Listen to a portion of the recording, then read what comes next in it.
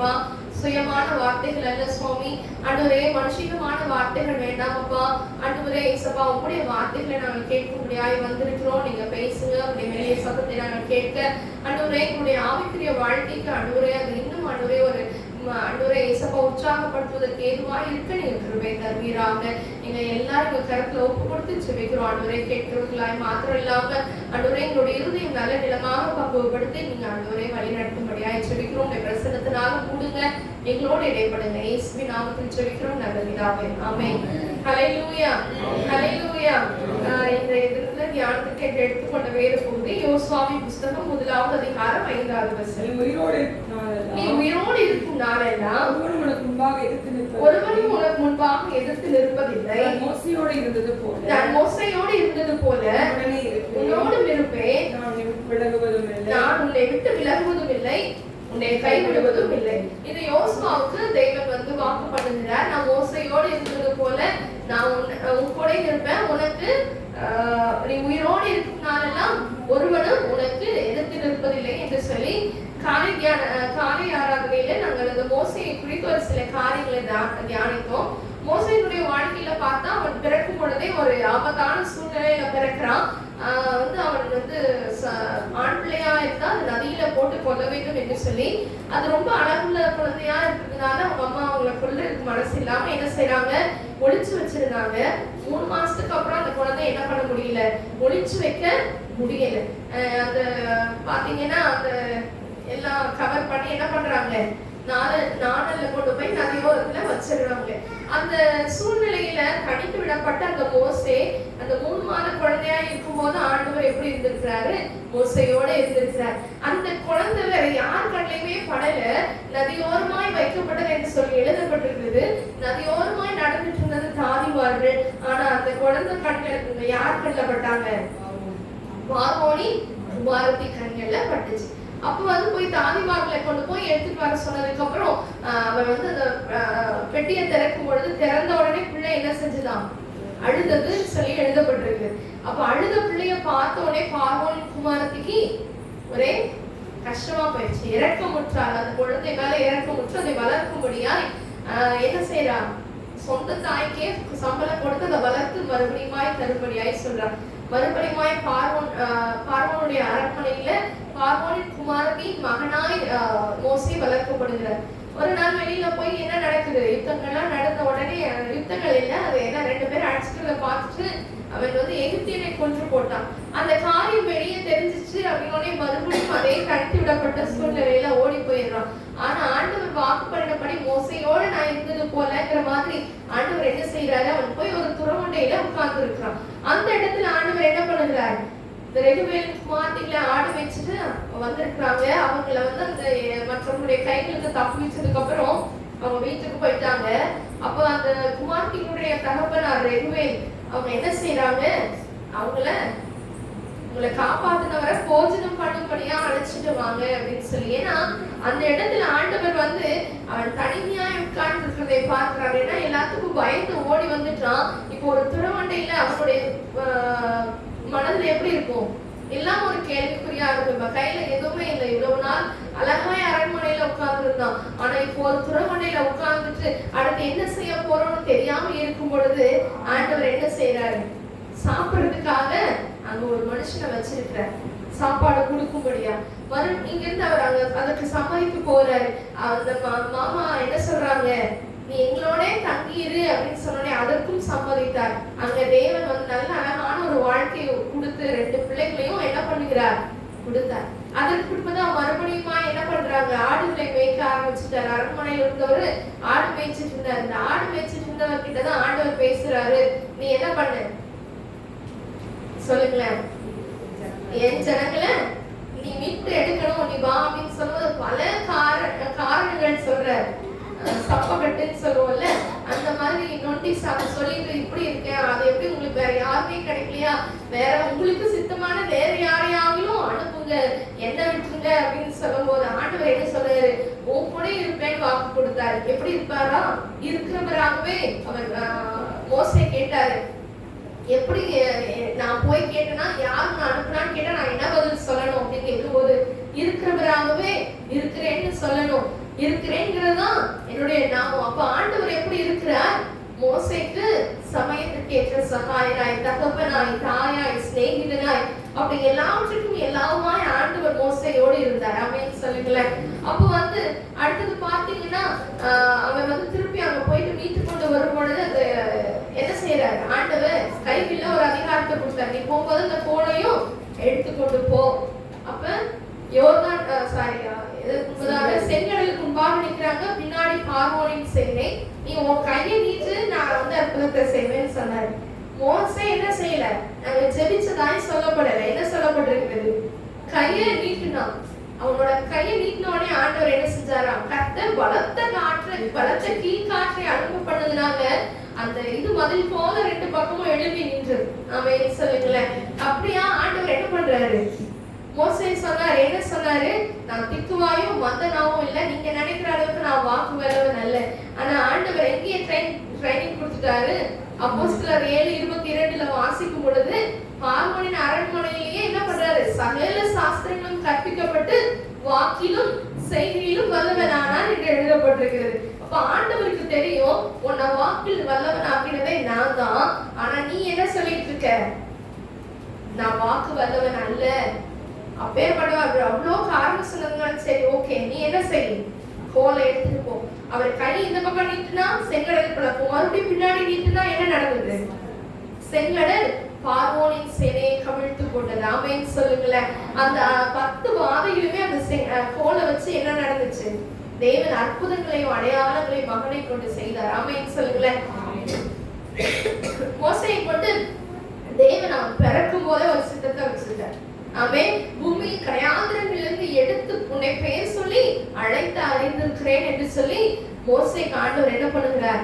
வாக்கு பண்ணுகிறவரா இருக்கிறார். ஆமென் சொல்லுங்களேன். நீ உயிரோடு இருக்கும் நாளெல்லாம் ஒருவனும் உனக்கு முன்பாக எதிர்த்து நிற்பதில்லை என்ற வார்த்தையின்படியாக அந்த மோசேக்கு விரோதமா யார் பேசினாலும் உடனே யாருக்கு கோவம் வரும்? உடனே யாருக்கு கோவம் வரும்? ஏசப்பாக்கு கோவம் வரும். மோசேக்கு விரோதமா என்ன செய்யக்கூடாது? யாரும் பேசக்கூடாது. சொந்த சகோதர சகோதரிகள் ஆரோனும் மிரியாமும் கல்யாணம் பண்ணிட்டு அந்த ஸ்திரீ நிமித்தமா முறுமுறுக்கிறாங்க. சட்டத்திலே ஆண்டவர் என்ன செய்யறார்? ஒருங்களோட பேசுகிறார். பேசின உடனே என்ன வந்துருச்சு? சுஷ்டம் வந்துச்சு. அப்ப மோசையினுடைய காரியத்தை பார்க்கும் போது, அவனுடைய குணாதிசயங்களை பார்க்கும் பொழுது காலையில பார்த்தோம், அவன் என்ன சொல்லல, நீங்க என்ன பேசுறதுனாலதான் ஆண்டவர் இதை அனுமதிச்சாரு, ஜோமணி மன்னிப்பு கேளுன்னு சொல்லல. என்ன சொன்னாராம்? ஆண்டவரே உங்களை குணமாக்கும்னு கெஞ்சினான் என்று எழுதப்பட்டிருக்கிறது. இப்ப நம்மளா இருந்தா நம்ம என்ன செய்வோம்?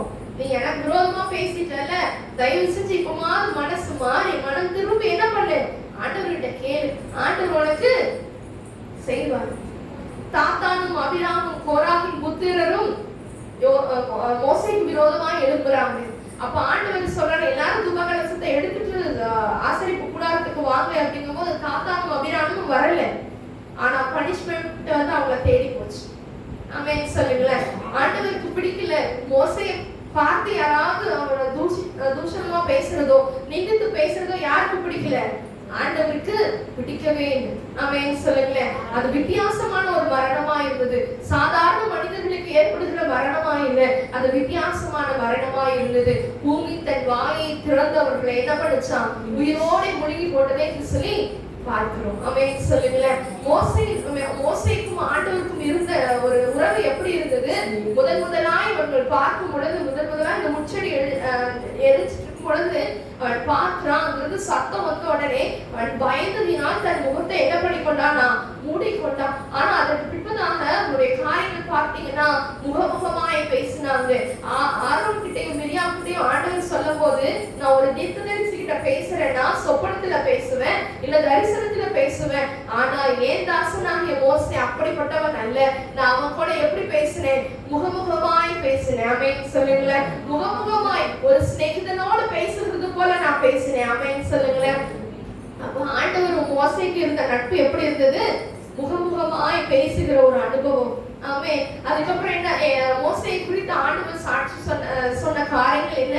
என் தாசனாகிய மோசே என் வீட்டில் எங்கும் உண்மையுள்ளவன், அவன் மிகுந்த சாந்த குணமுள்ளவன். அது எப்படி சாந்த குணமுள்ளவன் என்று சொல்லப்பட்டிருக்கிறது? பூமியில் இருக்கிற சகல மனுஷரிலும் மோசே மிகுந்த சாந்த குணம் உள்ளவன். ஆமென் சொல்லுங்களேன். அந்த சாந்த குணத்தை ஆண்டவர் எப்படி அவனுக்குள்ள கொண்டு வந்தார்? ரமணியா இருந்தவன் தானே, ஆமா தானே, சொல்லுங்க பார்க்கலாம். மோசே ஒரு சின்ன ஒரு தவறு நடக்கும் பொழுது தன்னுடைய சகோதரனுக்காக ஒருவனை குத்தி என்ன செய்யறான், கொலை செஞ்சானா அவனுக்குள்ள எவ்வளவு மூர்க்கம் இருந்திருக்கும். அப்பேற்பட்டவனை தேவனோடு இருந்த உறவுல ஆண்டவர் மாற்றுவதுதான் அந்த சாந்த குணம். ஆமென் சொல்லுங்களேன். இவனுடைய நட்புக்கு இன்னொரு காரியங்கள் பார்த்தோம். மோசே கோபமாயிட்டாருன்னா யார் கூல் பண்ணுவாங்க? ஆண்டவரை கூல் பண்ணுவாங்க. ஆமென் சொல்லுங்களேன்.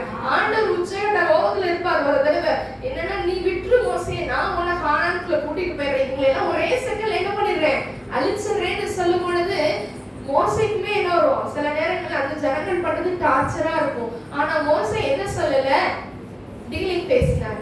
ஆமென் சொல்லுங்களேன். என்ன பேசினாரு? நீங்க மன்னிக்கிறதுனா மன்னிங்க, அப்படி இல்லைன்னா என் பேரை ஜீவ புஸ்தகத்துல இருந்து கிறுக்கி போடுங்க அப்படின்னு சொல்லிட்டு.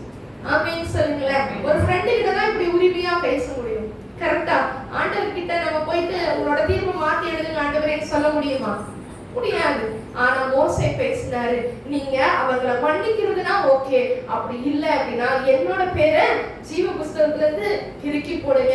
ஏன்னா மோசேக்கு நல்லா தெரியும், ஆண்டவர் எனக்கான இடத்த பரலோகத்துல என்ன வச்சிருக்காரு, ஆயத்தம் பண்ணி வச்சிருக்காரு. இன்னைக்கு நம்ம எல்லாருக்காக ஆண்டவர் பரலோகத்துல இடத்தை ஆயத்தம் பண்ணி வச்சிருக்கிறார். ஆமென் சொல்லுங்களேன்.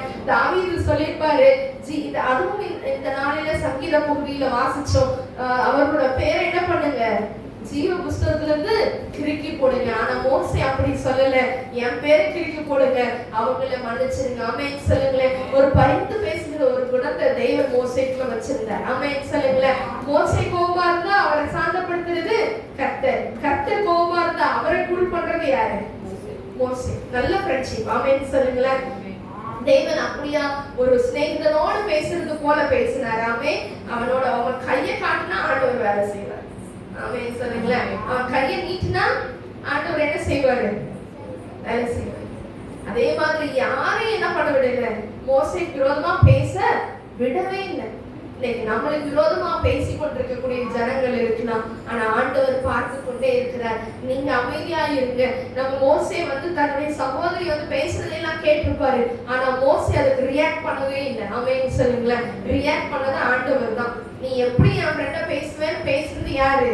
ஆண்டவர் தான். இன்னைக்கு நமக்கு விரோதமா பேசுறாங்க அப்படின்னா நம்மளுக்காக யுத்தம் பண்றது கர்த்தர் இருக்கிறாரு. நீங்க எப்படி இருக்கணும்? ஆமென் சொல்லுங்களேன். அப்படி ஆண்டவர் நம்மளுக்காக, நான் உன்னை விட்டு விலகல, உன்னை பேசுறவங்க என்ன பேசுறாங்க, ஆமென் சொல்லுங்களேன். உன்னை தொடுறவங்க என் கண்ணின் மணிய தொடுறாங்க, அப்படிதான் ஆண்டவர் சொல்லியிருக்கிறாரு. அவருடைய உள்ள கையில நம்மள வரைந்து அழகாய் பத்திரமா வச்சிருக்கிறாரு. அவருடைய கரத்துக்குள்ள இருக்கிற நம்மள யார் என்ன வார்த்தை சொல்லி நம்மளை காயப்படுத்தினாலும் அது யார சொல்லுகிறது போல சொல்லுங்களேன், ஆண்டவர் சொல்ற போல. ஆமென். அவங்களுக்கு எதையாவது நேர்ந்துகிறதை நம் கண்கள் காண நேர்ந்தால் மோசையை போல நம்ம திறப்பட நிற்கணும். எப்படி நிற்கணும்? ஆண்டவரே உங்களுடைய சூழ்நிலைய மாற்றுங்கன்னு சும்மா நினைச்சிட்டு ஒரு நேரத்துல ஜெபிக்க கூடாது. எப்படி ஜெபிக்கணும்? மோசே கெஞ்சினான்னு அந்த ஒரு இடத்துலதான் சொல்லப்பட்டிருக்குது. மற்ற எல்லா இடங்கள்லயும் மோசே சொல்ல சொல்ல என்ன நடக்கும்? மோசே கையை நீட்டினாலே ஆண்டவர் செய்வாரு. ஆனா மிரியாமுக்காக மோசே என்ன செய்கிறார்? கெஞ்சினான் என்று எழுதப்பட்டிருக்கிறது. ஆமென் சொல்லுங்களேன். இன்னைக்கு நாமளும் நம்மளுக்கு விரோதமா ஒருவேளை யாராவது பேசியிருக்கலாம், நம்மளுக்கு விரோதமா ஏதாவது ஒரு காரியங்களை செய்திருக்கலாம். அவர்களுக்கு நேர்ந்தவரை நம் கண்கள் காணும்படியாய் தேவன் செய்வார். ஆனால் எதற்காக தெரியுமா? பார்த்து சந்தோஷப்படுவதற்காக அல்ல. ஆமென் சொல்லுங்க. அவங்களுக்காக நம்ம கெஞ்சணும். கர்த்தருடைய சமூகத்துல அவங்களுடைய சூழ்நிலையை மாற்றுங்கன்னு சொல்லி கெஞ்சணும். ஆமென் சொல்லுங்களேன். ஏசப்பா கற்றுக் கொடுத்தார், பிதாவே உங்களுக்கு மன்னியும். ஏசப்பா சிலுவையில இருக்கும்போது அவ்வளவு டார்ச்சர், ஆனாலும் என்ன சொல்றாரு? இவங்க என்ன செய்யணும்னு தெரிஞ்சு செய்யலப்பா, இவங்களை மன்னிங்க. அதே குணத்தை ஆண்டவர் நம்ம கிட்ட எதிர்பார்க்கிறார். நான் மோசையோடு இருந்தது போல உன்னோடு இருப்பேன், நான் உன்னை விட்டு விலகுவதும் இல்லை, நான் கைவிடுவதும் இல்லை. ஆமென் சொல்லுங்களேன். மறுபடியும் எடுத்து வாசிக்கலாமா? யோசுவாவின் புஸ்தகம் 1வது அதிகாரம் 5வது வசனம். எல்லாரும் சேர்ந்து வாசிக்கலாம். எல்லாரும் வேத புஸ்தகத்தை திருப்புங்க. யோசுவாவின் புஸ்தகம் 1வது அதிகாரம் 5வது வசனம். நீ உயிரோடு இருக்கும் நாளெல்லாம் ஒருவனும் உனக்கு முன்பாக எதிர்த்து நிற்பதில்லை. நான் மோசையோடு இருந்தது போல உன்னோடும் இருப்பேன். நான் உன்னை விட்டு விலகுவதும் இல்லை, உன்னை கைவிடுவதும் இல்லை. ஆமென் சொல்லுங்களேன். நம்ம யோசுவாவினுடைய வாழ்க்கையில தேவன் இப்ப எல்லா காரியங்களை செய்தார் என்று சொல்லி இந்த சாயங்கால ஆராதனையில நம்ம பார்க்க போகிறோம். ஆமென் சொல்லுங்களேன். யோசுவாவின் புத்தகம் 1வது அதிகாரத்துல ஆண்டவர் திரும்ப திரும்ப யோசுவாவுக்கு சொல்லுகிறது. ஏனென்று சொன்னா இப்ப மோசே இல்ல, மோசே மரித்துட்டான் அப்படின்னு சொல்லி யோசுவாவுக்கு ஆண்டவர் என்ன பண்றாரு? மோசே மரிச்சான், மரித்து போனான். 2வது வசனத்தை வாசிக்கும் போது என் தாசனாகிய மோசே மரித்து போனான். இப்ப நீ எந்திரிச்சு என்ன பண்ண? இந்த ஜனங்கள் எல்லாரையும் இந்த யோர்தானை கடந்து இஸ்ரவேல் புத்திரருக்கு நான் கொடுக்கும் தேசத்துக்கு அவங்க கூட்டிட்டு போன்னு சொல்லி சொல்றாரு. ஆமென் சொல்லுங்களேன். அப்ப இவ்வளவு நேரம் சும்மா மோசையோட இருந்து மோசைக்கு ஆண்டவர் செய்த காரியங்களை எல்லாம் பார்த்து கொண்டிருக்க யோசுவாவுக்கு எப்படி இருக்கும்? எப்படி இருக்கும்? சும்மா நம்ம அவர் பின்னாடி போனதுக்காக ஆண்டவர் நம்மளை தேர்ந்தெடுத்துட்டாரு அப்படின்னு சொல்லி பயமா இருந்திருக்கும்ல. திரும்ப திரும்ப ஆண்டவர் சொன்ன காரியம் தெரியுமா? நீ பயப்படாத, நீ பயப்படாத. அந்த யாரு மோசே இருக்கிறாருல, மோசே வந்துட்டு என்ன பண்ணுவாருன்னா அவர் வழி நடத்துவார். யுத்தங்களை எல்லாம் செய்யறது யாரு? யோசுவா. அமலேக்கியர்களோடு யுத்தம் நடக்கும் போது மோசையினுடைய கைகள் எப்படி இருக்கும்? தூக்கி இருந்துச்சுன்னா இஸ்ரவேலர்கள் மேற்கொள்ளுவாங்க. அவருடைய கைகள் வந்து என்னாச்சு? அசந்த போது அமலேக்கியர்கள் மேற்கொண்டாங்க. அந்த யுத்தத்துல இருந்தது யாரு? யோசுவா தான் யுத்தத்தை நடத்தினார். அவர் ஏதாவது சொன்னாருன்னா நம்ம போய் யுத்தத்தை பண்ணலாம் வரலாம் அப்படின்னு இருந்த அந்த யோசுவா இப்ப எப்படி இருக்கிறாரு? திடீர்னு நீதான் தலைவன் ஆண்டது ஒரு நாள் யோசுவா பார்த்து பேசினா அவருடைய உள்ளம் எப்படி இருக்கும்? நம்ம ஒரு குடும்பத்துல நம்ம ஒரு தலைவரை இழந்துட்டோம் அப்படின்னா எப்படி இருக்கும்? அடுத்து இந்த குடும்பம் என்ன ஆகும்? இப்ப இதுவரைக்கும் நடத்தி கொண்டிருந்த மோசே இப்ப மோசே இறந்து போயிட்டாரு. இனிமே நம்ம சொல்றதுல இவங்க கேட்பாங்களா என்ன? யோசுவா சின்ன பையன், 40 வயசு இல்ல. அப்படி இருக்கிற அந்த யோசுவா எப்படி இருப்பாரு? அவருடைய உள்ளம் பயத்துல இருக்கும் பொழுது ஆண்டவர் சொல்றாரு நீ பயப்படாது. எடுத்து வாசிக்கலாமா? 6வது வசனம். பலம் கொண்டு திடமனதாயிரு. இந்த ஜனத்தின் பிதாக்களுக்கு நான் கொடுப்பேன் என்று ஆணைத்த தேசத்தை நீ இவர்களுக்கு பகிர்வாய். பலம் கொண்டு என்ன பண்ணு? சரி நீ கவலைப்படாத, பலப்படு, திடமனதாயிரு, நான் கூட இருக்கிறேன். 9வது வசனத்தை வாசிக்கும் பொழுது நான் உனக்கு கட்டளையிடவில்லையா? பலம் கொண்டு திடமனதாயிரு, திகையாதே, கலங்காதே, நீ போகும் இடமெல்லாம் உன் தேவனாகிய கர்த்தர் உன்னோட இருக்கிறார். ஆமென் சொல்லுங்களேன். மோசையோட எப்படி ஆண்டவர் கூடவே இருந்தாரோ யோசுவாவாகிய உன் கூடயும் நான் எப்படி இருப்பேன்? கூடவே இருப்பேன். நீ என்ன செய்யாத? பயப்படாத, நீ கலங்காத, திகையாதே. ஆமென் சொல்லுங்களேன். ஏன்னா வலதுகைய பிடிக்கிறதுக்கு தான் நம்ம அப்பா இருக்கிறாரு. எத்தனை பேர் விசுவாசிக்கிறீங்க? என் வலதுகைய அப்பா பிடிச்சிருக்கிறார். ஹல்லேலூயா, ஹல்லேலூயா. அப்படியே ஆண்டவர் நடத்துறார். அதே அதிகாரம் 18 கடைசி பகுதியை வாசிக்கும் பொழுது 17வது வசனத்தை சேர்த்து வாசிப்போம். நாங்கள் மோசேக்கு செவி கொடுத்தது போல உமக்கும் செவி கொடுப்போம். உம்முடைய தேவனாகிய கர்த்தர் மாத்திரம் மோசையோடு இருந்தது போல உம்மோடு இருப்பாராக. யார் சொல்றாங்க? ஜனங்கள் சொல்றாங்க. நாம மோசை கீழ்படிஞ்சது போல அவங்க நல்லா கீழ்படிஞ்சாங்கல்ல, அந்த மாதிரி எப்படி நாம எப்படி இருக்கோம்? உங்களுக்கும் செவி கொடுப்போம்னு சொன்ன உடனே யோசுவாக்கு நிஜமா ஐயோ மோசைக்கு செவி கொடுத்த மாதிரியா என்ன ஆயிருக்கும்? அப்பவே வந்துருக்கும். அவங்க சொல்றாங்க உங்களுடைய தேவனாகிய கர்த்தர் மாத்திரம் மோசையோட இருந்த மாதிரி உங்களோட இருக்கட்டும் அப்படின்னு சொல்றாங்க. ஆனா இந்த நிஜமான மனுஷன் இப்படிதான் பேசுவாங்க. நல்ல வாயில என்ன செய்வாங்க? ஆமா, எல்லாம் செஞ்சுட்டு போயிட்டே இருப்பாங்க. ஆனா உண்மையாலுமே கைஞ்சாத நேசம் நம்ம அப்பா தான். ஆமென் சொல்லுங்களேன். அந்த 18வது கடைசி வசனத்துல ஜனங்களும் அதற்கு ஆமோதித்து சொல்றாங்க பலம் கொண்டு திடமனதாய் மாத்திரம் இருக்கும். ஆமென். எப்படி இருக்கணுமா? ஒரு பிரச்சனையை பார்க்கும்போது பலம் கொண்டு திடமனதாய் இருக்கணும். ஆனா யோசுவாவுக்கு ஒவ்வொரு சூழ்நிலையிலும் ஆண்டவர் சொல்றாரு பயப்படாத, பயப்படாதன்னு சொல்லிட்டு தான் பிரச்சனையை கொண்டு வருவார். ஆமென் சொல்லுங்களேன். யோசுவாவுடைய புத்தகத்துல பார்க்கும்போது ஏதோ ஒரு யுத்தம் நடக்குதுன்னா முதல்ல யோசுவாவை கூப்பிடுவாரு. கூப்பிட்ட உடனே என்ன சொல்வாரு? பயப்படாத, நான் உன் கூட இருக்கேன் அப்படின்னு சொல்லிட்டு தான் நீ என்ன பண்ணிட்ட? யோர்தானை கடந்து போ. யோர்தான் எப்படி போகும்? கரை அறுப்பு காலத்துல கரை புரண்டு போடும். ஆமென் சொல்லுங்களேன். யோசுவா 3வது அதிகாரம் 7வது வசனத்தை வாசிக்கும் பொழுது கர்த்தர் யோசுவாவை நோக்கி நான் மோசையோடு இருந்தது போல உன்னோடும் இருக்கிறேன் என்பதை இஸ்ரவேல் எல்லாரும் அறியும்படிக்கு இன்று அவர்கள் கண்களுக்கு முன்பாக மேன்மைப்படுத்துவேன். ஆமென் சொல்லுங்களேன். இது யோர்தானை கடந்து போகக்கூடிய ஒரு சம்பவம். அப்ப இந்த யோர்தானை கடந்து போறதுக்கு அவங்க என்ன இத சொல்றாங்க, ஆசாரியர்கள் உடன்படிக்கை பெட்டிய எடுத்துட்டு போகணும். ஆமென் சொல்லுங்களேன். அப்ப இந்த யோர்தான் வந்து அறுப்பு காலத்திலே கரை புரண்டு ஓடக்கூடியதா இருக்கிறது. இதை கடந்து போனன்னு சொன்னா எந்த ஜனங்களும் என்ன பண்ண மாட்டாங்க, ஒத்துக்கவே மாட்டாங்க. அப்பா என்ன ஒரேடி அடிச்சுட்டு போயிருப்பா அப்படின்னு சொல்லுவாங்க. அது எப்படி இருக்குமா, ரொம்ப ஓவரான வெள்ளம் தான் கரை புரண்டு ஓடும். சும்மா ஓடுற தண்ணி என்ன ஆகாது, நார்மலா வந்து இருக்கிற தண்ணி கூட அவ்வளோ என்ன ஆகாது, கரை என்ன ஆகாது, அந்த புரண்டு புரண்டு ஓடாது. இப்படி வேவியா போகும்ல. ஆனா இது கரை புரண்டு ஓடும். அப்படி இருக்கக்கூடிய அந்த தண்ணியில இவர் வந்து யோசுவா போய் சொல்றாரு. யோசுவா அடுத்த பிளானிங் என்ன சொல்றாரு, உடன்படிக்கை பெட்டியை சுமந்துட்டு போற ஆசாரியங்க நீங்க என்ன பண்ணுங்க, தண்ணியோட ஓரத்துல போங்க. நீங்க டக்குன்னு எடுத்து என்ன பண்ணுங்க, உள்ள கால் வைங்கன்னு சொல்லல, தண்ணியோட ஓரத்துல காலை வைங்க அப்படின்னு சொன்னாங்க.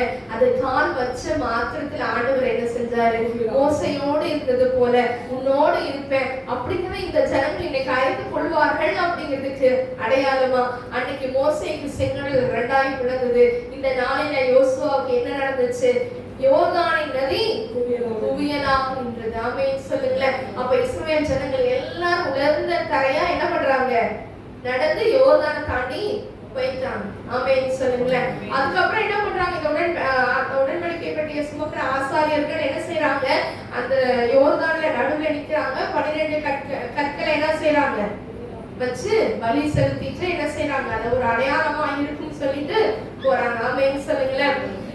அடுத்து பாத்தீங்கன்னா இந்த 3ஆவது அதிகாரம் 14 இருந்து 16 வரைக்கும் வாசிக்கும் பொழுது அந்த காரியங்கள் இருக்குது. ஓடி வருகிற தண்ணீர் பிரிந்து ஓடிச்சு. அப்பொழுது ஜனங்கள் எரிகோவுக்கு எதிரே கடந்து போனார்கள். சகல ஜனங்களும் யோர்தானை கடந்து தீர்மானமும் கர்த்தருடைய உடன்படிக்கை பெட்டியை சுமக்கிற ஆசாரியர்கள் யோர்தானின் நடுவிலே தண்ணீர் இல்லாத தரையிலே காலூன்றி நிற்கும் போது இஸ்ரவேலர் எல்லாரும் தண்ணீரற்ற உலர்ந்த தரை வழியாய் கடந்து போனார்கள். ஆமென் சொல்லுங்களேன். அது எப்படிப்பட்டதான ஒரு தரை, உலர்ந்த தரை. ஆமென். செங்கடல் கலக்கும் போது ஆண்டவர் வந்து வெட்டாங்கரையில தான் நடத்தி கொண்டு போனார். ஆமென்.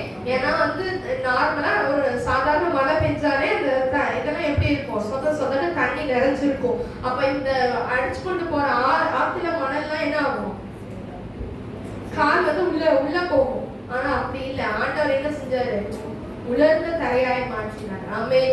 மோசே காலத்துல செய்த அதே அற்புதத்தை தேவன் யோசுவாவை கொண்டு செய்தார். ஆமென் சொல்லுங்களேன். அடுத்து யோசுவாவின் புத்தகம் 5ஆவது அதிகாரம் 13ஆவது வசனம் 14ஆவது வசனத்தை வாசிக்கும் பொழுது இங்க எரிகோ கோட்டை குறித்து வாசிக்கிறோம். வெளியிலிருந்து அவன் கண்ணை ஏறெடுத்து பார்க்கும்போது ஒருவர் அவனுக்கு எதிரே நின்றார்.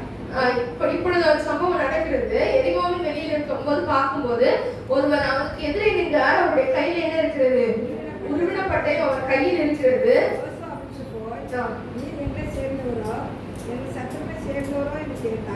யோசுவாவுக்கு எவ்வளவு தைரியம் பாத்தீங்களா, நீங்க எங்க ஆளா இல்ல எதிரி ஆளா, ஸ்ட்ரெயிட்டா போய் உருவின பட்டையை வச்சிருக்கிற ஒரு ஆளுகிட்டயே போய் பேசுறாருன்னா அவருக்குள்ள எவ்வளவு தைரியம் இருந்திருக்கும்ல.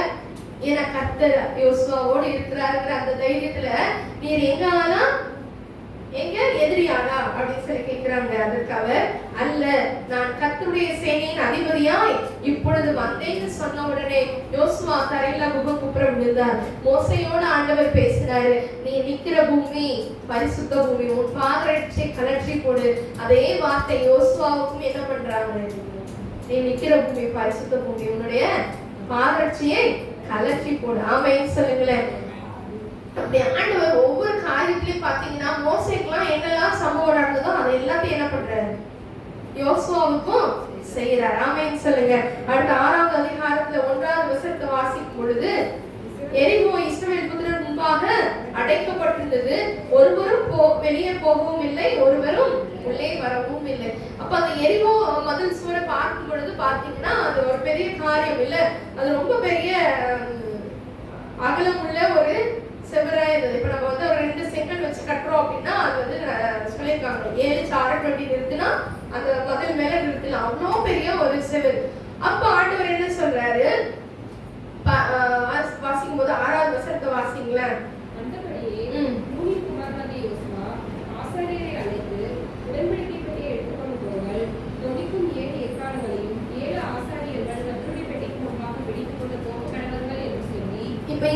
பாத்தீங்கன்னா கர்த்தருடைய பெட்டிக்கு முன்னாடி யார் போகணும்? ஆசாரியர்கள். நம்ம யோசுவா எல்லா இடத்துக்கும் ஆசாரியர்கள் என்ன பண்ணுவாரு? மறக்காம கூட்டு போயிடுவார். அப்ப இந்த எரிகோ கோட்டை விழுந்ததான சம்பவம் எல்லாருக்குமே தெரியும் இல்ல? எரிகோ கோட்டை எப்படி விழுந்துச்சு? துதியாலே விழுந்தது. அந்த 6 நாட்கள் எல்லாரும் சைலண்டா ஒரே ஒரு தடவை என்ன பண்ணணும்? சுற்றி வரணும். 7வது நாள் 7 எக்காலங்களை பிடிச்சிருக்கிற அந்த ஆசாரியர்கள் எக்காலங்களை ஊதணும். அப்ப ஜனங்கள் என்ன செய்யணும்? ஆர்ப்பரிக்கணும். ஆமென் சொல்லுங்களேன். யோசித்து பாருங்க, இந்த பில்டிங்க நம்ம ஒரு எக்கால சத்தம் ஊதியோ இல்ல நம்ம சத்தமா ஆர்ப்பரிச்சோ இந்த பில்டிங்க கீழே இடிச்சு விட முடியுமா? இது பாத்தீங்கன்னா அந்த இது பாத்தீங்கன்னா ஒரு செங்கல் அளவுதான் இருக்குதுன்னு நினைக்கிறேன். இல்ல அந்த ஜன்னலை பார்த்தா தெரியும் இல்ல? ஒரு செங்கல் இல்லைன்னா 2 செங்கலோட டெப்த் தான். ஆனா அப்பேற்பட்ட ஒரு எரிகோ கோட்டைய அவங்களுடைய என்ன இல்ல, அவங்களுடைய எனர்ஜியவே வேஸ்ட் பண்ணல ஆண்டவர். ஆமென் சொல்லுங்களேன். அவங்க ஆர்ப்பரிச்சாங்க. ஆசாரியர்கள் எக்காலங்களை ஊதுனாங்க, ஜனங்கள் ஆர்ப்பரித்தார்கள். எரிகோ எப்படி விழுந்துச்சு? அப்படியே விழுந்துச்சான். ஆமென் சொல்லுங்க பார்க்கலாம். எடுத்து வாசிக்கலாமே. 20வது வசனம், யோசுவா 6வது அதிகாரம். எக்காலங்களை ஊதுகையில் ஜனங்கள் ஆர்ப்பரித்தார்கள். எக்கால சத்தத்தை ஜனங்கள் கேட்டு மகா ஆரவாரத்தோட முழங்குகையில் அலங்கம் இடித்து விழுந்தது. உடனே ஜனங்கள் அவரவர் தங்களுக்கு நேராக பட்டணத்தில் ஏறி. இதுல யோசித்து பாருங்க, இந்த ஜனங்கள் எல்லாரும் எதை சுத்திதான் இருக்காங்க? அந்த எரிகோ சுவரை சுற்றி நிற்கிறாங்க. கரெக்டா? அந்த அலங்கம் இடிஞ்சு இவங்க மேல விழுந்ததுன்னா இவங்க எல்லாருமே என்ன ஆயிடுவாங்க? ஆனா அவங்க எல்லாருக்குள்ளே ஒரு விசுவாசம். ஆண்டவர் இந்த இடத்துல வச்சிருக்கிறாருன்னா யோர்தானை 2ஆய் பிரிய செய்த தேவன். அவர் என்ன பண்ண மாட்டாரு? எனக்கு சொன்னதை செய்யற வரைக்கும் எங்களை என்ன பண்ண மாட்டாரு? கைவிடவே மாட்டாரு. அவங்களுக்குள்ள இருக்க விசுவாசம் எரிகோ இந்த பக்கம் விழாது, அந்த பக்கம் விழும். ஆமென் சொல்லுங்களேன். ஆமென் சொல்லுங்களேன். அப்ப எரிகோ இடிந்து விழுந்தது. ஜனங்கள் நேரே போனாங்க. ஆமென். ஜனங்கள் என்ன பண்றாங்க? போய் பட்டணத்தை பிடிச்சிட்டு திருப்பி வந்தாங்க. ஆனாலும் இதுல என்ன நடந்தது? ஜனங்கள் என்ன செஞ்சாங்க? இஸ்ரவேல் ஒரே ஒருத்தர் செஞ்ச தப்பு தான். இஸ்ரவேலர் எனக்கு விரோதமாய் சாபத்தீடானே 7வது அதிகாரத்துல முதல் வசனத்தை வாசிக்கும் போது சாபத்தீடானே துரோகம் பண்ணினாங்க. அடுத்த ஆகி பட்டணத்துக்கு விரோதமா போகும் பொழுது வேக பார்த்துட்டு வந்துட்டு இது ரொம்ப பெரிய பட்டணம் இல்ல, 3000-4000 பேர் போனா போதுன்னு சொன்னாங்க. 4000 பேர் சேர்ந்து அந்த பட்டணத்துக்கு விரோதமா போனாங்க. ஆனா ஆண்டவர் என்ன செய்யல? வெற்றிய தரவே இல்லை. அப்போ யோசுவா முகம் குப்புற விழுந்து அழுகிறான். ஆமென் சொல்லுங்களேன். முகம் குப்புற விழுந்து அழுந்ததுக்கு அப்புறம் நீ என்ன செய்யற? எந்திரி, முதல்ல என்ன பண்ணுங்க? எழுந்துரு. நீ இப்படி முகம் குப்புற விழுந்து கிடக்கிறது இந்த 7வது அதிகாரம் 10வது வசனத்தை உடனே காரியங்களை ஆண்டவர் யோசுவாவுக்கு வெளிப்படுத்துகிறார். ஆமென் சொல்லுங்களேன். ஒரே ஒரு ஆகான் செய்த தப்பு, ஒரே ஒருவன் செய்த தப்பு. ஆனா அவனுடைய மொத்த குடும்பமும் என்ன ஆச்சு? அழிஞ்சு போயிடுச்சு. அது ஆண்டவர் எவ்வளவு அழகாய் வெளிப்படுத்தினார் பாருங்களேன். ஒருவேளை ஆகான் கூட என்ன பண்ணிருக்கலாம்? நான் தான் அந்த தப்பை செஞ்சேன், எதுக்கு இப்படி சீட்டெல்லாம் போட்டுட்டு இருக்கீங்கன்னு கூட வந்து கேட்டிருந்தான். ஒருவேளை ஆண்டவர் இறங்கி இருக்கலாம். ஆனா கடைசி அவன் பெயர் வருகிற வரைக்கும் என்ன செய்யல? அவன் தன்னுடைய காரியத்தை மறைத்து வைத்துக் கொண்டிருந்தான். ஆமென் சொல்லுங்களேன். சீட்டு எப்படி போட்டாங்க? 12 கோத்திரத்தை ஃபர்ஸ்ட் செலக்ட் பண்ணாங்க. அதுக்கு ஒரு கோத்திரத்தை எடுத்துட்டு வம்சத்தின் பெயர்கள் செலக்ட் பண்ணாங்க. அதுக்கப்புறம் குடும்பத்தின் பெயர் செலக்ட் பண்றாங்க. அதுக்கப்புறம் தான் தனிநபரோட பெயர் எடுக்கப்படுகிறது. ஆமென் சொல்லுங்களேன். அப்ப இந்த கர்மியின் மகன் அவன் பாத்தீங்கன்னா அவனோட குடும்பம் முழுவதும் என்ன செய்யறாங்க? கல்லெறிஞ்சு பாளையத்துக்கு புறமே கொண்டு போய் கல்லெறிஞ்சு கொண்டாங்க. அப்ப இந்த யோசுவா சாபத்தீடான காரியத்துக்கு யார் காரணமா இருக்கிறாங்களோ அவங்களுக்கு எதிராக என்ன செய்யறாரு? ஆண்டவர் சொல்லுகிறத செய்கிறவராய் காணப்பட்டார். ஆமென் சொல்லுங்களேன். அப்ப இந்த யோசுவாவினுடைய வாழ்க்கையில ஆண்டவர் எப்படி இருக்கிறாரு? காரியத்தை வெளிப்படுத்தினார். ஆமென் சொல்லுங்களேன். எப்படி மோசேக்கு எல்லாத்தையும் ஆன் ஸ்பாட் சொல்லுவாரோ, ஒரு ஸ்நேகிதனோடு பேசுறாருன்னா எல்லாத்தையும் ஆண்டவர் என்ன பண்ணுவாரு? சொல்லிருப்பாரு. மோசே மலையில தான் இருந்தாரு, கீழே நடக்கிற விஷயத்தை ஆண்டவர் மேல சொன்னார். நீ கீழே இறங்கி போ. அவங்க என்ன செய்யறாங்க? கண்ணுக்குட்டிய பார்ப்பிச்சுட்டாங்க, நீ கீழே இறங்கி போன்னு சொல்லிட்டு என்ன பண்றாரு? அப்பவுமே உங்களை எல்லாம் நான் அடிக்க போறேன்னு ஆண்டவர் சொன்ன போது அவர் என்ன பண்றாரு, ஆண்டவரை அங்க சாந்தப்படுத்திட்டு தான் கீழே வந்தாரு. ஆண்டவரே ஒரே நேரத்துல இந்த ஜனங்களை எல்லாம் அடிச்சிடாதீங்க, எதுக்காக நீங்க அங்க கொண்டு வந்தீங்கன்னு. அங்க மோசைக்கு கீழே என்ன நடக்குதுன்னே தெரியாது. ஆனா ஆண்டவர் கோவப்படுறத பார்த்துட்டு மோசை என்ன பண்ணுகிறார், அந்த ஆண்டவர் கிட்ட பரிந்து பேசிட்டு தான் கீழே வர்றாரு. கீழே பார்க்கும்போது இவருக்கும் என்ன ஆயிடுச்சு, இப்படி வந்துச்சு. ஆனா அவர்தான் மிகுந்த சாந்த குணம் உள்ளவன் என்று எழுதப்பட்டிருக்கு. அந்த சாந்த குணம் உள்ளவனுக்கே அவ்வளவு பெரிய கோபத்தை வர வைக்கணும்னா அந்த ஜனங்கள் எந்த அளவுக்கு இருந்திருப்பாங்கன்னு பாருங்களேன். 2 கற்பலகைகளை கீழே போட்டு என்ன பண்ணிட்டாரு, உடைச்சிட்டாரு. அது கர்த்தருடைய கைகளினால் எழுதப்பட்ட ஒரு பலகை. ஆனா அதுக்கப்புறம் நான் சொல்ல நீ எழுதுன ஆண்டவர் சொன்னாரு இல்ல, நான் எழுதி கொடுத்தா நீ உடைப்பை பண்ணியே உட்காந்து எழுதுன்னு சொல்லி என்ன பண்ற, ஆண்டவர் எழுத வச்சார். இந்த நாட்கள்ல யோசுவாவுக்கு காரியத்தை அழகா அந்த சீட்டு எதுவுமே மாறி விழுகவே இல்லை. கரெக்டா எவன் தப்பு செஞ்சானோ அவனுக்கு தான் விழுந்துச்சு. யோசுவா சொல்வாரு, காரியத்தை மறைக்காத மகனே, நீ என்ன பண்ண அப்படின்னு சொல்லும்போது கொஞ்சமா எடுத்து என்ன செஞ்சேன், என்னோட வீட்டுக்குள்ள புதைச்சு வச்சிருக்கேன். அப்ப வீட்டுக்குள்ள புதைச்சு வச்சிருந்தா அந்த மனைவிக்கு தெரிஞ்சிருக்காதா, இல்ல அவங்களுடைய தகப்பனுக்கு தெரிஞ்சிருக்காதா, அந்த வீட்டுக்குள்ள வர யாருக்கு தெரிஞ்சிருக்குமா தெரிஞ்சிருக்காதா? திடீர்னு இந்த இடத்துல ஒரு மாதிரி மேல ஒரு எக்ஸ்ட்ரா பூசிருக்கானா தெரிஞ்சிருக்கானே. ஆனா எல்லாரும் மறைச்சாங்க. ஆண்டவர் என்ன பண்றாரு, எல்லாருக்கும் அந்த ஸ்பாட்ல என்ன செய்யறாங்க, யோசுவாவுக்கு ஏற்பட்ட தோல்விக்கு காரணமானவங்களை தேவன் அழிக்கிறார். ஆமென் சொல்லுங்களேன். அடுத்த ஆயி பட்டணத்துக்கு விரோதமாய் மறுபடியுமா யுத்தம் பண்ண போறாங்க. இங்க ஒரு அழகான ஒரு சம்பவம் நடக்கிறது. இப்ப யுத்தத்துக்கு யோசுவா பிளான் பண்றாரு. நான் பாதி பேர் என்ன பண்ணுங்க, பட்டணத்துக்கு பக்கத்துல இருங்க, பாதி பேர் உள்ள போயிட்டு திரும்பி நாங்க அவங்களுக்கு முதுகு காட்டி ஓடி வர மாதிரி நாங்க என்ன பண்ணுவோம், ஓடுவோம். அப்ப உள்ள இருக்க ஜனங்கள் எல்லாரும் என்ன பண்ணுவாங்க, எங்களை துரத்திட்டே வெளியில வரும்போது நீங்க எல்லாரும் என்ன பண்ணுங்க, உள்ள போய் தீ கொளுத்தி போடுங்க அப்படின்னு சொல்லிட்டு. இந்த ஞானம் எங்களுக்கு வந்தது தெரியுமா?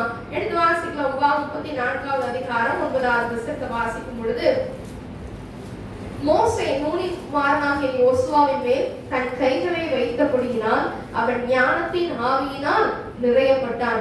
இஸ்ரவேல் புத்திரர் அவனுக்கு கீழ்ப்படிந்து கர்த்தர் மோசேக்கு கட்டளையிட்டபடியே செய்தார்கள். இந்த ஞானம் எப்போ வந்துச்சு, மோசே அவனுடைய கைகளை யோசுவாவின் மேல வைக்கும் பொழுதே ஆண்டவர் இந்த ஞானத்தை கொடுத்துட்டார். ஆமென் சொல்லுங்களேன். இந்த ஞானம் எங்கிருந்து வரக்கூடிய ஞானம், பரத்திலிருந்து வரக்கூடிய ஒரு ஞானம். ஒருவன் ஞானத்தில் குறைவுள்ளவனாய் இருந்தால் யாவருக்கும் சம்பூர்ணமாய் கொடுக்கிறவரும் ஒருவனையும் கடிந்து கொள்ளாதவருமாகிய தேவனிடத்தில் கேட்டு கடவன் அப்ப என்ன பண்ணுவாரு, கொடுப்பார். ஆமென் சொல்லுங்களேன். பரத்திலிருந்து அவனுக்கு அந்த ஞானத்தை தேவன் தருவார். ஆமென் சொல்லுங்களேன். இப்ப யோசுவாவுக்கு தேவன் அந்த ஞானத்தை ஏற்கனவே வச்சதுனால யுத்தத்துல எப்படி ஜெயிக்கணுங்கிற ஒரு ஞானத்தையும் தேவன் என்ன பண்ணியிருக்கிறாரு, வச்சிருக்கிறார். ஆமென்.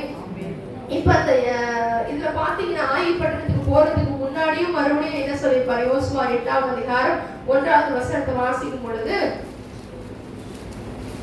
யோசுவா 8வது அதிகாரம் 1 வசனம், அப்பொழுது கர்த்தர் யோசுவாவை நோக்கி, நீ பயப்படாமலும் கலங்காமலும் இரு, ஆயி பட்டணத்தின் மேல் போ, இதோ ஆயின் ராஜாவையும் அவன் ஜனத்தையும் அவன் பட்டணத்தையும் அவன் நாட்டையும் உன் கையிலே ஒப்புக்கொடுத்தேன். ஆமென் சொல்லுங்க பார்க்கலாம். இந்த யோசுவா என்ன செய்யறாரு, ஆயி பட்டணத்துக்கு போறதுக்கு முன்னாடி ஆண்டவர் என்ன பண்றாரு, பிடிச்சிட்டு பயப்படாத கலங்காத, இந்த ஜனங்கள் எல்லாரும் நீ கூட்டிட்டு போ, நான் என்ன செய்யறேன், உன் கூட இருக்கேன். ஆமென் சொல்லுங்களேன். நமக்கு பயப்படுகிற காரியங்கள் வரும் பொழுது நம்ம நல்ல ஞாபகம் வச்சுக்கணும், ஆண்டவர் நம்மளை பார்த்து பயப்படாதேன்னு சொல்றாரு. ஆமென். இத்தனை மோசைக்கு ஆண்டவர் பயப்படாதேன்னு சொன்னதே கிடையாது.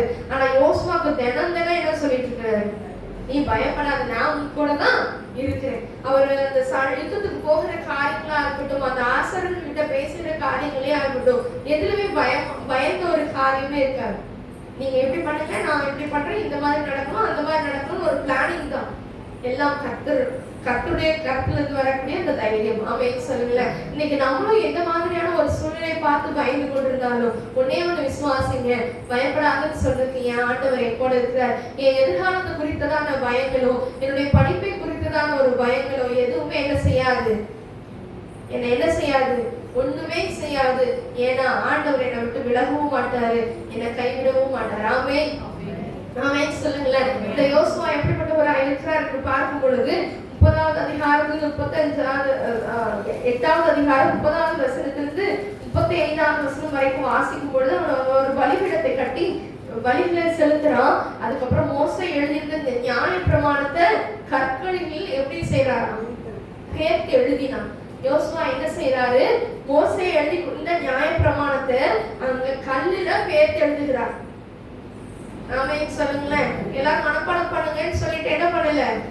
ரிப்பீட் ஆஃப்டர் மீ எல்லாம் சொல்லல. என்ன சொல்றாரு? கற்களில் பெயர்த்து எழுதுகிறார். செவுத்துல பெயர்த்து எழுதுறது ஈஸி, கற்கள பெயர்த்து எழுதுறது கஷ்டம் தானே. ஆனா அதை யோசுவா செய்தார். 33ஆம் வசனத்துல வாசிக்கும் போது இஸ்ரவேல் ஜனங்களை ஆசீர்வதிக்கும்படி கர்த்தரின் தாசனாகிய மோசே முதலில் கட்டளையிட்டிருந்த இஸ்ரவேலர் எல்லாம் கட்டளையிட்டிருந்தபடியே இஸ்ரவேலர் எல்லாரும் அவருடைய மூப்பரும் அதிபதிகளும் நியாயாதிபதிகளும் எல்லாரையும் கூட்டிட்டு வந்துட்டு அதற்கு பின்பு அவன் என்ன செய்கிறார்? நியாயப்பிரமாண புஸ்தகத்தில் எழுதியிருக்கிறபடி நியாயப்பிரமாணத்தில் சொல்லிய ஆசீர்வாதமும் சாபமுமாகிய சகல வார்த்தைகளையும் வாசித்தான். 35ஆம் வசனத்துல வாசிக்கும் பொழுது மோசே கட்டளையிட்ட எல்லாவற்றிலும் யோசுவா இஸ்ரவேலின் முழு சபைக்கும் ஸ்திரீகளுக்கும் பிள்ளைகளுக்கும் அவர்களுக்குள் நடமாடி சஞ்சரித்த அந்நியர்களுக்கு முன்பாக ஒரு வார்த்தையும் விடாமல் வாசித்தான். ஆமென் சொல்லுங்களேன். இந்த இடத்துல ஆண்டவர் மோசையோட இருந்தது போல நான் கூட இருப்பேன்னு சொன்னாரு. மோசைக்கு ஆண்டவர் என்னெல்லாம் காரியங்கள் எழுதி கொடுத்தாரோ அத்தனையும் யோசுவா வந்து என்ன செய்யறாரு? ஃபாலோ பண்றாரு. ஆமென் சொல்லுங்களேன். ஆண்டவரே இப்பதான் மோசை இறந்து போயிட்டாருல, நீங்க எனக்கு தனியா எழுதி கொடுங்கன்னு கேட்கல, என்கிட்ட நீங்க தனியா வந்து சொல்லுங்க, நான் சொல்ல வேண்டிய விஷயத்த வித்தியாசமா சொல்ல வேண்டிய விஷயத்த சொல்றேன் அப்படின்னு சொல்லி என்ன பண்ணல? கேட்கல. எல்லா காரியங்களையும் கீழ்ப்படிந்தவனாய் காணப்படுகிறான். இந்த யோசுவாவின் குணாதிசயத்துல இன்னொரு காரியங்கள் பாத்தீங்கன்னா, கானான் தேசத்துக்கு வேவு பார்க்க போனாங்க. எத்தனை பேர் போனாங்க? கானான் தேசத்தை மோசே இருந்த போது கானான் தேசத்தை வேவு பார்க்கிறதுக்காக எத்தனை பேர் போனாங்க? கோத்திரத்துக்கு ஒருவராக 12 பேர். கோத்திரத்துக்கு ஒருவராக 12 பேர் போனாங்க. திரும்பி வரும்போது 10 பேர் துர்ச்செய்தியை சொன்னாங்க. 2 பேர் தான் என்ன செய்தி சொன்னாங்க? நற்செய்தியை சொன்னாங்க. ஆமென் சொல்லுங்களேன். துர்ச்செய்தியை பரப்ப பண்ணினார்கள். 10 பேர் என்ன செஞ்சாங்க? துர்ச்செய்தியை எவ்வளவு வேகமா பரப்ப பண்ணணுமோ அவ்வளவு வேகமாய் பரப்ப பண்ணினாங்க. அந்த ஜனங்கள் எல்லாம் கூக்குரலிட்டு அழுதுட்டு இருக்கும் போது இந்த யோசுவா வைராக்கியம் உள்ளவனாய் எழுந்துட்டு, நீங்க பயப்படாதீங்க, ஆண்டவர் நமக்கு கொடுத்திருக்கிறேன்னு சொன்ன இந்த காரியத்தை ஆண்டவர் நமக்கு கொடுப்பார். இந்த கானானியர தேவன் நம்ம கையில என்ன பண்ணுவாரு? ஒப்பு கொடுப்பார். மத்த 10 பேர் சொன்னாங்க அவங்களுக்கு அவங்க ஒரு ராட்சதர்கள், அவங்களுக்கு முன்னாடி நம்ம வெட்டுக்கிளிகளை போல இருக்கிறோம் அப்படின்னு சொன்னாங்க. ஆனா யோசுவா அப்பொழுதே மக்களுக்கு எல்லாம் பரம்ப செய்வது, நாம வெட்டுக்கிளிகளா இருந்தாலும் நம்மளை கொண்டு தேவன் என்ன செய்வார்? ஜெயத்தை தருவார்.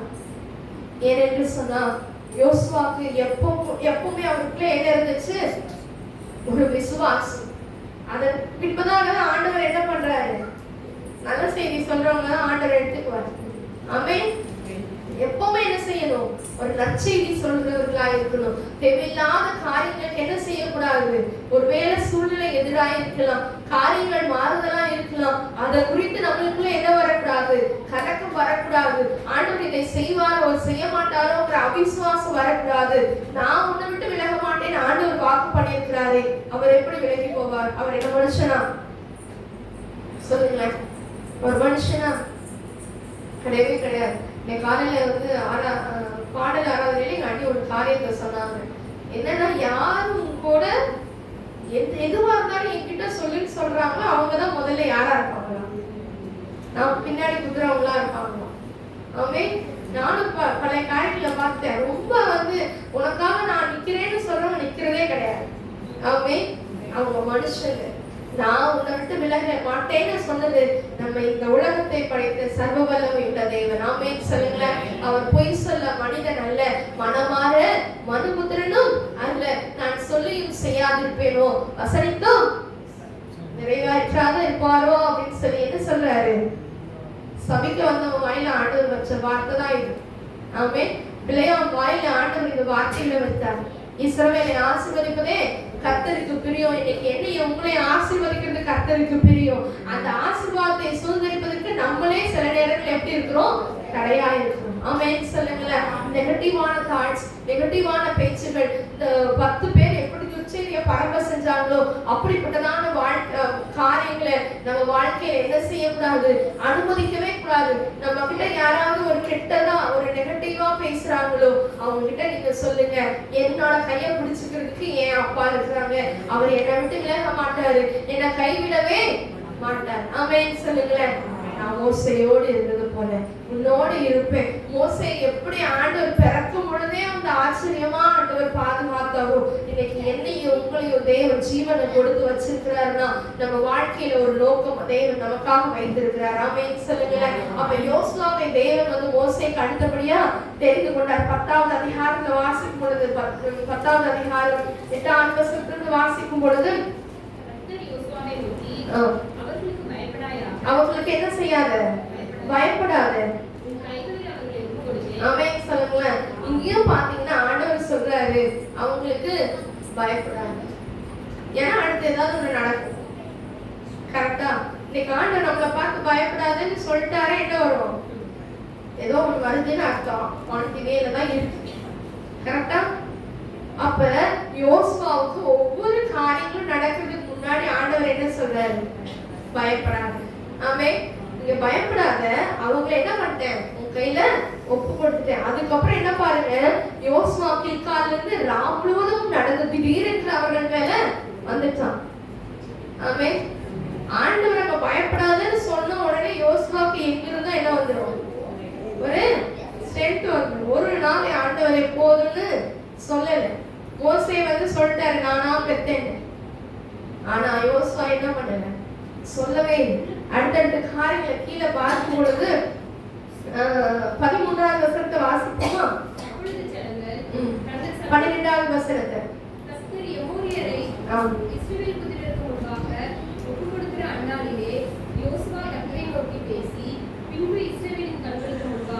யோசுவா ஃபர்ஸ்ட் என்ன செய்யறாரு, கர்த்தர்கிட்ட பேசுறாரு.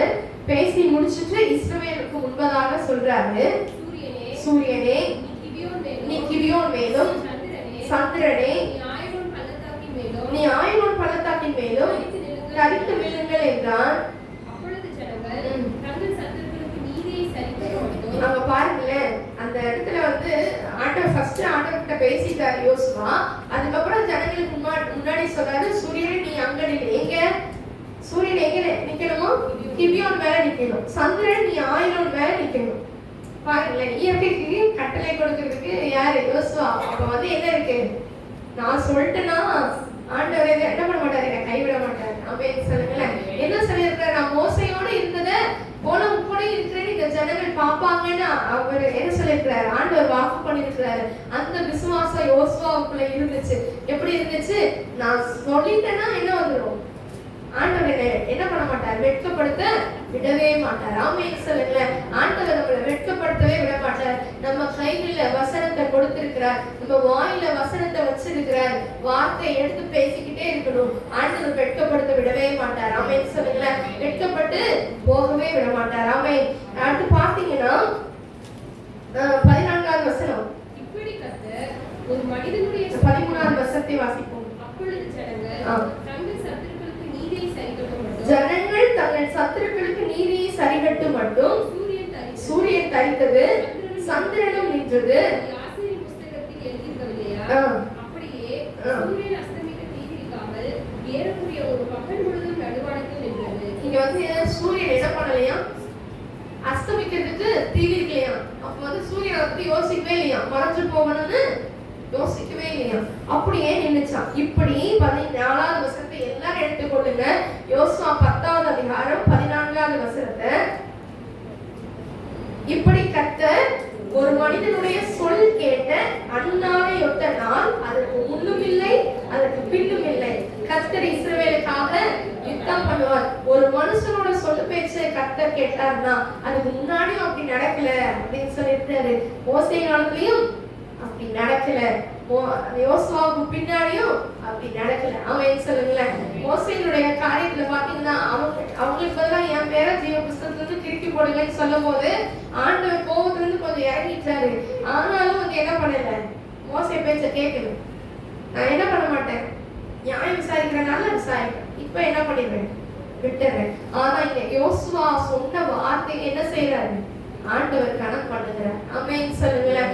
யோசுவா அப்படிப்பட்டதான ஒரு வைராக்கியம் உள்ளவனாய் அந்த நாட்களில காணப்பட்டான். 11வது அதிகாரத்துல 6, 9, 15 வாசிக்கும் பொழுது மறுபடியும் மறுபடியும் ஆண்டவர் என்ன சொல்றாரு? அப்பொழுது கர்த்தர் யோசுவாவை நோக்கி அவர்களுக்கு பயப்படாயாக, நாளை இந்நேரத்திலே நான் அவர்களை எல்லாம் இஸ்ரவேலுக்கு முன்பாக வெற்றுண்டவர்களாக ஒப்பு கொடுப்பேன். எப்படி சொல்றாரு? மறுபடியும் அதேதான்.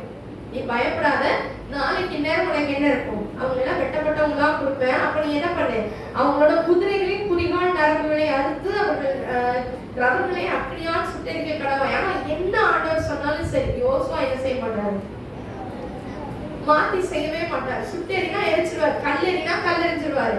நம்ம மோசே நடுவில் இருந்து வேண்டாம் ஆண்டவரே அப்படி கதற மாதிரி யோசையெல்லாம் இல்லை. ஆண்டவர் சொல்லிட்டீங்களா, ஓகே நான் என்ன பண்றேன், நான் இதை செஞ்சேன்.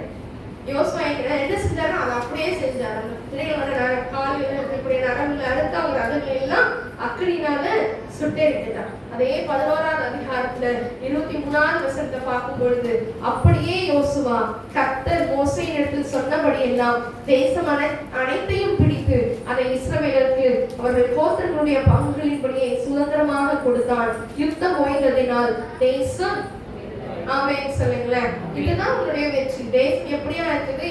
எல்லா யுத்தமும் முடிஞ்சிருச்சு. இது என்னது? மோசேயை கொண்டு ஆண்டவர் என்ன செய்யணும்னு சித்தம் வச்சிருந்தாரோ அதை யோசுவாவை கொண்டு என்ன பண்றாரு? முடிச்சுட்டாரு. ஆமென் சொல்லுங்களேன். இதற்குரிய எல்லா காரியங்களும் பாத்தீங்கன்னா மோசே எந்தெந்த இடத்துல எல்லாம் இருந்தாரோ அந்த இடத்துல அவர் கத்தி அழுத இடங்கள்ல ஆண்டவர் என்னால தாங்க முடியலன்னு சொன்ன இடத்துல எல்லாம் யோசுவா கூடவே இருந்தார். ஆமென் சொல்லுங்களேன். ஒரு சப்போர்ட்டிவா யோசுவா இருந்தார். ஆமென். இந்த நாட்கள்ல அவன் எப்படி ஒரு நற்செய்தியை சொன்னானோ அதே நற்செய்தியை போல எல்லா இடங்கள்லயும் என்ன பண்றாங்க? ஆண்டவர் கர்த்தர் எல்லாரையும் உங்க கையில ஒப்பு கொடுத்தார். ஒரே ஒரு இடம் தான். எந்த இடம் மிஸ் ஆச்சு? ஆயி பட்டணம் மட்டும்தான் மிஸ் ஆச்சு. ஆனா அது எதனாலேன்னு சொல்லி என்ன செய்யல. ஆனா ஆயி பட்டணத்துக்கு போறதுக்கு முன்னாடி ஆண்டவர் என்ன பண்ணல? ஃபர்ஸ்ட் டைம் போறதுக்கு முன்னாடி பயப்படாயான்னு சொல்லவே இல்லை. கரெக்டா? அவங்களுக்குள்ள என்ன இருந்தது? இது ரொம்ப சின்ன பட்டணம், வெறும் 3000 பேரோ 4000 பேரோ போனா போதும்னு சொன்னாங்க. அப்ப அவங்களுக்குள்ள என்ன இல்ல? பயமே இல்லை. பயம் இல்லாம போனாங்க. பயந்து அலறி அடிச்சு ஓடி வந்தாங்க. கரெக்டா? ஆண்டவர் 2வது முறை போகும் பொழுது ஒவ்வொரு தடவை யுத்தத்துக்கு போறதுக்கு முன்னாடி பயப்படாத, நான் உன் கையில ஒப்பு கொடுத்தேன். அதுக்கப்புறம் அந்த யோசுவாவுக்குள்ள வரக்கூடிய அந்த பலை, ஆமென் சொல்லுங்களேன். அவர் சொன்ன வார்த்தை நிறைவேறும் வரைக்கும் அவர் என்ன பண்ணல? கைவிடவே இல்லை. ஆமென் சொல்லுங்களேன். யோசுவா விட்டு கைவிடவும் இல்லை, யோசுவா விட்டு விலகி போகவும் இல்லை. ஒவ்வொரு நாளும் கூட இருந்து தைரியப்படுத்தி பலப்படுத்தி என்ன பண்ணாரு? கொண்டு போய் நிறுத்தினார். ஏசாயா காலையில இந்த வசனத்தை வாசித்தோம். ஏசாயா 41ஆவது அதிகாரத்துல வாசிக்கும் பொழுது, இதோ உண்மை நெரிச்சலா இருக்கிற யாவரும் 41ஆவது அதிகாரத்துல 10ஆவது வசனத்தில் வாசிப்போம். நீ பயப்படாதே, நான் உன்னோடு இருக்கிறேன். திகையாதே, நான் உன் தேவன். நான் உன்னை பலப்படுத்தி உனக்கு சகாயம் பண்ணுவேன். என் நீதியின் வலதுகரத்தினால் உன்னை தாங்குவேன். இதோ உன்மேல் எரிச்சலா இருக்கிற யாவரும் வெட்கி லட்சடைவார்கள். உன்னோட வழக்காடுகிறவர்கள் நாசமாகி ஒன்றுமில்லாமல் போவார்கள். உன்னோட போராடினவர்களை தேடியும் காணாதிருப்பாய். உன்னோட யுத்தம் பண்ணின மனுஷன் ஒன்றும் இல்லாமல் இல் பொருளாவார்கள். உன் தேவனாய் இருக்கிற கர்த்தராகிய நான் உன் வலதுகையை பிடித்து பயப்படாதே, நான் உனக்கு துணை நிற்கிறேன். யாக்கோபு என்னும் பூச்சியே, இஸ்ரவேலின் சிறு கூட்டமே, பயப்படாதே, நான் உனக்கு துணை நிற்கிறேன் என்று கர்த்தரும் இஸ்ரவேலின் பரிசுத்தருமாகிய ஒரு மீட்பர் உரைக்கிறார். இதோ போரடிக்கிறதுக்கு நான் உன்னை புதிதும் கூர்மையுமான பற்களுள்ள எந்திரமாக்குகிறேன். நீ மலைகளை மிதித்து நொறுக்கி குன்றுகளை பதற்கு ஒப்பாக்கி விடுவாய். ஆமென் சொல்லுங்களேன். ஒருவேளை அந்த ஜனங்கள் நம்ம அந்த ராட்சசர்களுக்கு முன்பதாக நம்ம எல்லாரும் வெட்டுக்கிளிகளை போல இருக்கிறோம்னு சொல்லலாம். அந்த யாக்கோபுங்கிற அந்த பூச்சியை பார்த்துதான் ஆண்டவர் பேசுறாரு. அந்த வெட்டுக்கிளியை போல இருக்கக்கூடிய நம்மளை பார்த்து ஆண்டவர் பேசுறாரு. நீ ஒருவேளை மற்றவர்களாக அற்பமா எண்ணப்படலாம், ஆனா நீ பயப்படாத, நான் உனக்கு துணை நிற்கிறேன். ஆமென் சொல்லுங்களேன். ஆண்டவர் பயப்படாதேன்னு சொல்லிட்டா நமக்கு என்ன வரணும்? யோசுவாவுக்குள்ள வந்த தைரியம், சூரியனை பார்த்து பேசுற அளவுக்கு என்ன வரணும்? ஆமென் சொல்லுங்களேன். அந்த வசனத்துல அல்லாஹ் சொல்லப்பட்டிருக்கு, கர்த்தரோட ஃபர்ஸ்ட் பேசிட்டாரு. பேசி முடிச்சுட்டு ஜனங்களுக்கு முன்னாடி என்ன சொல்றாரு? சூரியனை நீ அங்க நில்லு, சந்திரனை நீ இங்க நில்லு. சூரியன் அஸ்தமிக்க போகவே இல்லை. ஆமென் சொல்லுங்களேன். அந்த நாளே ஒத்த நாள் இதுவரைக்கும் இல்லவே இல்லை. ஆமென் சொல்லுங்களேன். அப்படி ஆண்டவர் என்னையும் உங்களையும் வச்சிருக்கிறாரு. ஆண்டவருடைய கருத்துல நாம எல்லாரும் விலையேற பெற்றவங்க. மனுஷங்களுக்கு முன்னாடி நம்ம எப்படிப்பட்டவங்கிறது இல்ல. மோசேயை போல பயந்து ஓடுகிறவர்களா இருக்கலாம். யோசுவாவுக்கு என்ன பண்றாரு? அவர் பயந்தவரா இல்லையான்னு கூட தெரியாது. ஆனா ஒவ்வொரு தடவையும் ஆண்டவர் என்ன பண்ணாரு? பயப்படாத பயப்படாத பயப்படாத, நான் கூட இருக்கேன், நீ பலம் கொண்டு திடமனதாய் மாத்திரம் இரு அப்படின்னு சொன்னார். யுத்தத்தை காரியத்தை கர்த்தர் நடத்திட்டார். ஆமென் சொல்லுங்களேன். இன்னைக்கு ஆண்டவர் நமக்கு வலது கையை பிடிச்சிருக்கிறாரு. எப்படி ஆண்டவர் யோசுவா இஸ்ரவேல் கண்களுக்கு முன்பதாக மேன்மைப்படுத்தினாரோ, நம்மையும் ஆண்டவர் என்ன செய்வார்? மற்றவருடைய கண்களுக்கு முன்பாக மேன்மைப்படுத்துவார். ஆமென் சொல்லுங்களேன். நீ உயிரோடு இருக்கும் நாளெல்லாம் ஒருவனும் உனக்கு முன்பாக எதிர்த்து நிற்பது இல்லை. மோசேக்கு எதிர்த்து நின்றவங்களுக்கு எல்லாம் தேவன் நீதியை சரி கட்டினார். இன்னைக்கு நம்மளுக்கு எதிராக பேசிட்டு இருக்க எல்லாருக்கும் முன்பதாக தேவன் என்ன செய்வார்? நீதிய செய்வார். ஆமென் சொல்லுங்களேன். எல்லாரும் எழுந்து நிற்கலாம். எழுந்து நின்று உற்சாகமா ஒரு பாடலை பாட போறோம். கர்த்தர் என்னோடு இருக்கிறார், வெட்கப்பட்டு போவதில்லை, ஒருபோதும் வெட்கப்பட்டு போவதில்லை, ஒரு நாளும் என்ற பாடலை எல்லாம் நல்லா உற்சாகமா விசுவாசத்தோடு கரங்களை கட்டி பாடலாமா? வெட்கப்பட்டு போவதில்லை, ஒருபோதும் வெட்கப்பட்டு போவதில்லை.